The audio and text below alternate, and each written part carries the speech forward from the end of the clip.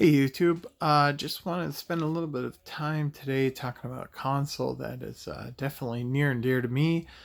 And I think it's one that most people are familiar with these days. And, maybe it's not one that everybody grew up with now, being since it's so old at this point. But I want to talk about the Nintendo Entertainment System. This box that I have here is one that is just kind of an example of what I would have got as a child of the 80s, back in 86, 87. I think maybe when I got mine. I don't know if this is the exact model I got. I kind of remember getting the Zapper for Christmas, so this one didn't include that. But something like that. We definitely got Super Mario Brothers that year, and a couple other games, Duck Hunt, Rad Racer. I think we got, and you know, pretty cool. But I want to go through the games that I have in my collection, talk a little bit about what they meant to me at the time, and then some of the other ones that I may have played, and the impact that they had on me growing up. So let's go over here and look, see what we got. Uh, Starting out here with A Boy and His Blob.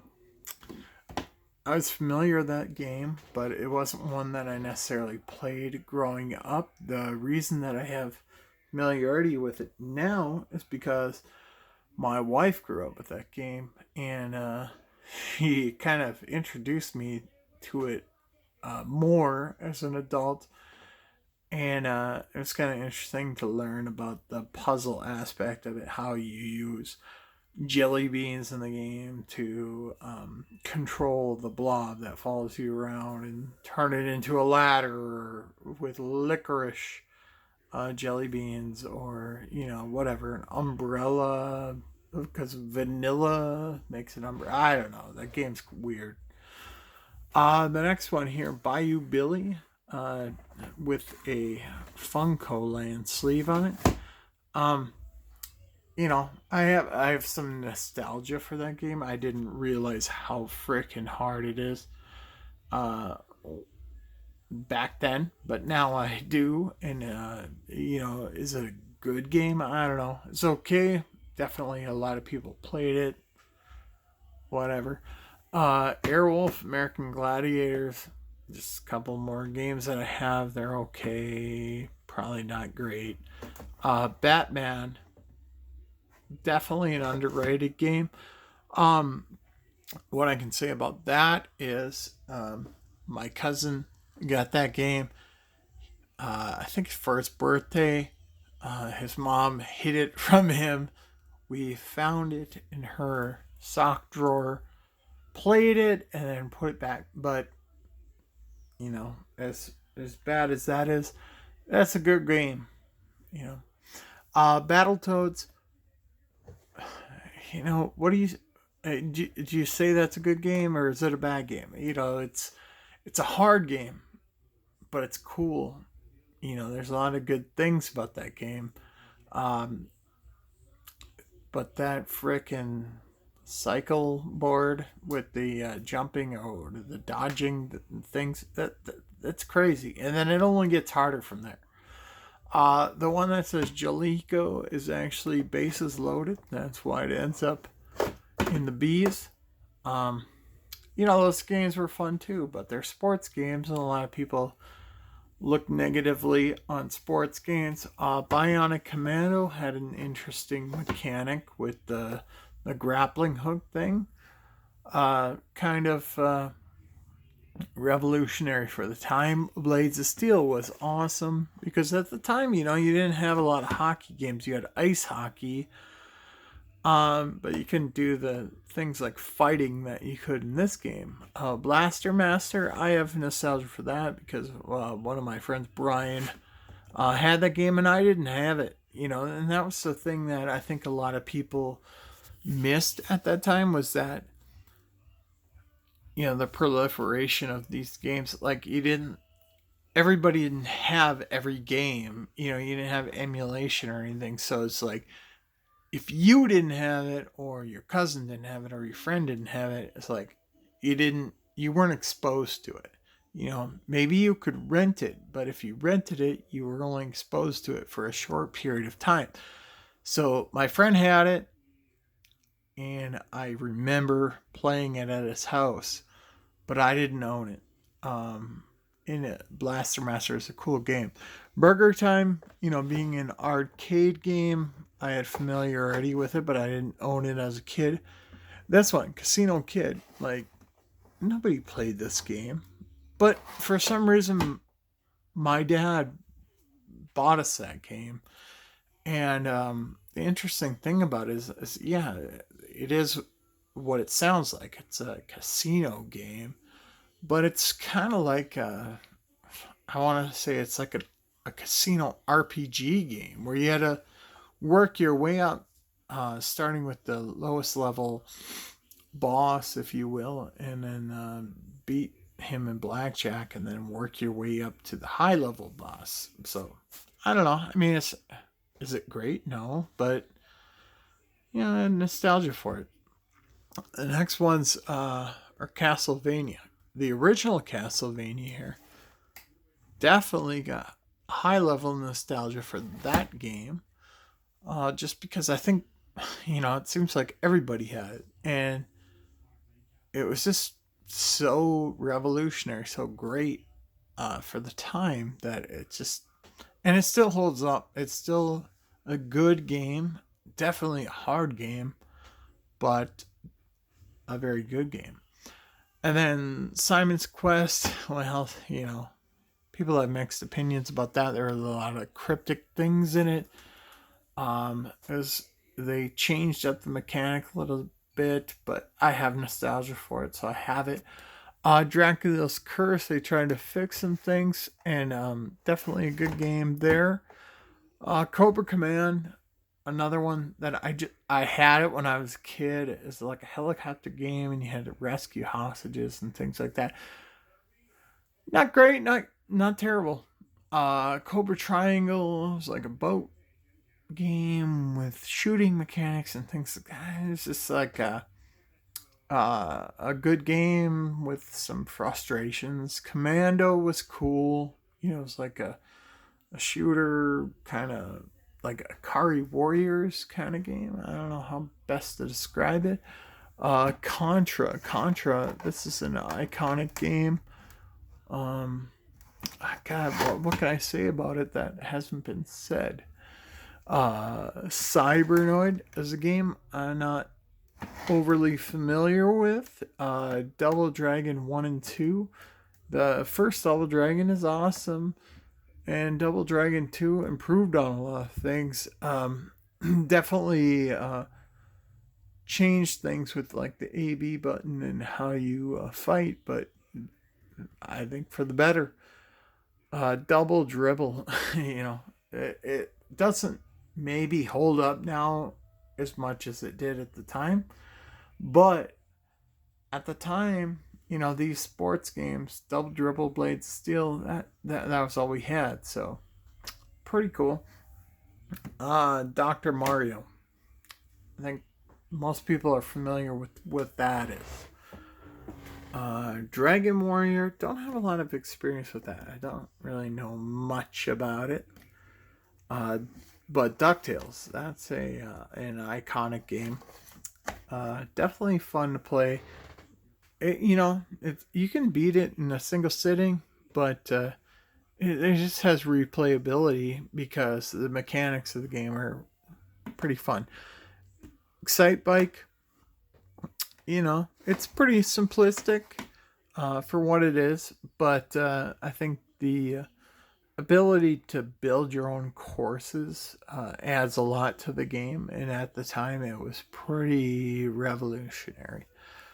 Faxanadu, I don't have a lot of nostalgia for that game or anything like that, but I do know that it's a decent game. I've definitely watched playthroughs on it, and I think that it was kind of ambitious for its time, but it does have some frustrating mechanics with the keys and stuff like that. Fester's Quest, you know, Adam's Family was a big IP at the time, and I think that's what they're playing off of. Again, it's one of those that was, I don't know if I'd say ambitious, but you know, it was there's something about it that makes it good, but there's a lot about it that makes it not good. Gauntlet 2. The first Gauntlet, or the arcade Gauntlet, was excellent. Gauntlet 2, I don't know. It's okay, I guess. Ghosts and Goblins. Definitely a game that I had as a kid. Oh man, is it hard. It's hard. Gyrus. Kind of one of those shooter games like Galaga, except that kind of changed things up where you were shooting more in like a circular pattern than just straight up the screen. So it was a little different and interesting. Hogan's Alley is a light gun game. Hoops is a horrible basketball game. Infiltrator, I've never played. Kung Fu was another one. It's a black box game that I grew up with. You know, not a complicated or incredibly difficult game, but you know, it's a fun game. Legend of Zelda, iconic game from the system. Probably, you know, one of the games where you look at the NES and you say, what are the games that made that system? And Zelda obviously is one of them, and it's still an IP that is associated with Nintendo today. Life Force. Life Force was not one I grew up with, but I did grow up with Gradius, and it's basically another version of Gradius. Little Nemo, Dream Master. I got that fairly recently. It wasn't one that I have a lot of nostalgia for, but the gameplay mechanics in that are pretty interesting.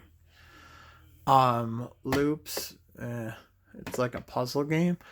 Lunar Pool, don't have any familiarity with. Marble Madness, ambitious for the time with kind of like a faux 3D effect to it, but you know. Mario Brothers was one of those like arcade games that kind of was foundational for what Mario has become, but it's not one where you look at Super Mario Brothers and say that's what it is today, but that's where it came from. Metroid, this is the yellow label, and not the one I grew up with the other label, the gray or silver labeled one, but God, I mean, this. I love the Metroid series, and that's where it all started. Mike Tyson's Punch Out, very iconic. You know, they came out with one later when they lost the licensing. That wasn't Mike Tyson's, but that's the one I grew up with. So that's the great one for me. Ninja Gaiden, the first one I definitely played. You know, it's incredibly hard, so I haven't played much. Ninja Gaiden 2 I didn't grow up with. Operation Wolf, same. Pro Wrestling, spent a lot of time playing that game. Starman or Amazon are the guys to be. Paperboy, spent a lot of time with that game. You know, a simple game, but there's some challenge to it. RC Pro-Am, that's a favorite as well. Good racing game. Different though than like say this one, Rad Racer, which was one of the early games that I owned, which had the standard like pole position, like arcade style racing. RC Pro-Am was more like a top down, different view. Rambo. The only reason that I have this is just purely nostalgia. I think my cousin owned this. It's not a great game. This one though, River City Ransom, is probably one of the best games on the NES. Just in terms of fighting, it's like a brawler that's like an RPG game. It's good. Russian Attack, that's another classic. Rygar, that's like an RPG game that just came out of nowhere. Just a fun game. Like, I got that game again as an adult and I just played through the whole thing because I thought it was so awesome. Shadowgate is like, I don't know how to explain it, but it's kind of like one of those dungeon crawler kind of games where it just like you kind of have to know what to do in it. And Skate or Die, it's kind of iconic, but has these weird like tank controls that make it hard to play now. Solar Jetman, I haven't had a lot of experience with. Spy Hunter is again iconic. Probably a little bit better in hindsight than it is now. Star Tropics, that was one that I remember growing up, but I didn't realize how good it actually is. So if you haven't played this, you should try. This Super Mario Brothers right here, obviously, one of the greatest games ever made. But this copy of Super Mario Brothers, this is the one that my parents bought for me when I was a child of 7 or whenever it was when I first got Nintendo. This copy is the exact one that I got back then. So that's pretty special. These guys, great games too. Super Mario Brothers 2. Remember where I was when I first played this game. Same as that one. Those are great games. This is Super Mario Brothers / Duck Hunt. Just includes both games. The thing about Duck Hunt for me, I didn't have the combo pack, the combo cartridge like this. I had this game and Duck Hunt, and for whatever reason I don't have it separately now, and I just don't think I need to have it. But Ivan Ironman Stewart Super Off-Road, it's another racing game, kind of like RC Pro-Am. Swords and Serpents is a little bit like Shadowgate. It is what it is. Turtles, this is one that I do recall from being a kid. You can notice that the turtles all have the same bandanas. And I mean, it's a good game, but it was tough. That underwater level, jeez. Disarming the bombs, holy cow. This is the arcade game. That one was good too.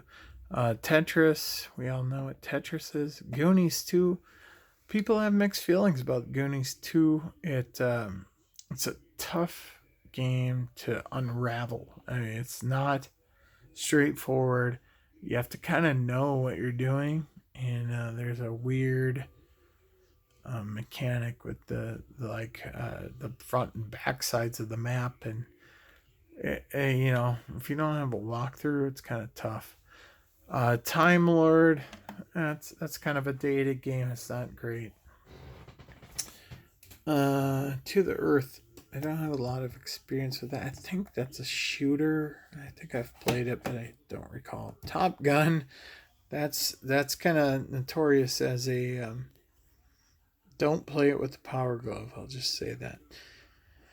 But landing on the carrier, that was the tough thing there. Total Recall, I got this because either we rented or my cousins had it, and I just had some nostalgia for it, but it's kind of a frustrating game. Track and Field 1 and 2. 1 I definitely spent a lot of time with. Definitely wore out my knuckles rubbing on the buttons, trying to go faster and faster. It's definitely made for the NES Advantage controller. with the turbo, but or the pad, but yeah, it's kind of a classic.